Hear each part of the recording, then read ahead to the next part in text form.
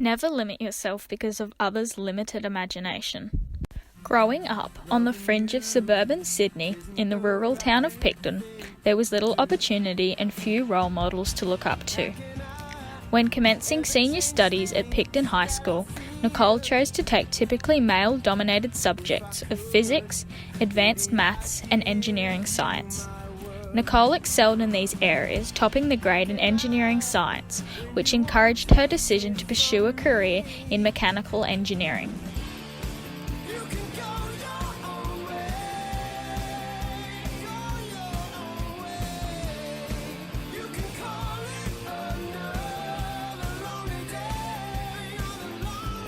This decision was met with much indifference and dislike from Nicole's peers, some teachers, and also from her own mother.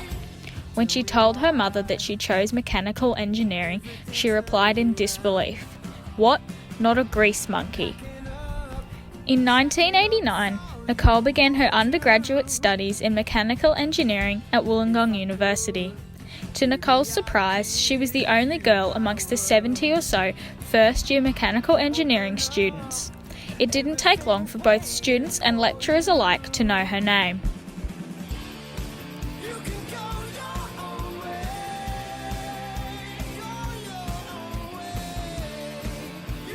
Up until that year, it had been illegal for women to enter underground mine sites in Australia.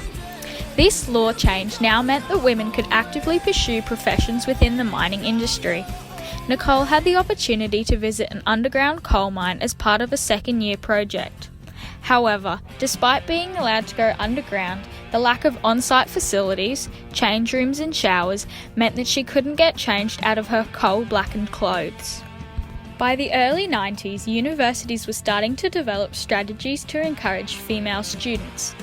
One such strategy at Wollongong University was the creation of a Women in Engineering Network (WIEN) support group, as well as a career information evening. These were invaluable in helping the girls to get to know each other amongst such male-dominated classes. There was even a female lecturer teaching coding. Despite being mostly male-dominated overall, her peers were accepting and encouraging of her studies, while teachers were more open to help her learn and support her interests in the subjects.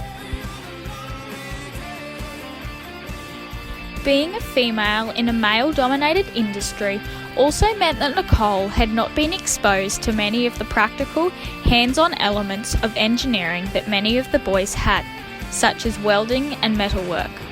On one occasion, the practical class was tasked to disassemble a one-cylinder motor engine. While the boys took great delight in the challenge of seeing who could finish the activity first, Nicole was methodical and completed the assessment task and resultant write-up with flying colours, receiving the best mark. Nicole was the first recipient of the Mechanical Engineering Bursary, a first-year award given to the female full-time student with the best HSC mark completing a degree of Bachelor of Engineering.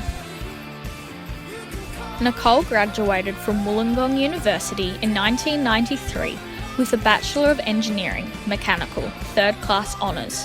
Nicole was only the third woman in the history of Wollongong University to graduate with a mechanical engineering degree. After graduating university, Nicole continued her work at the Sydney Water Board, where she met Gary, her now husband. The pair moved around Australia to Melbourne, Port Hedland, and finally settled down in Tannum Sands in 2001. There, Nicole accepted a job at Boyne Smelters, and Gary also accepted a chemical engineering role at Orica.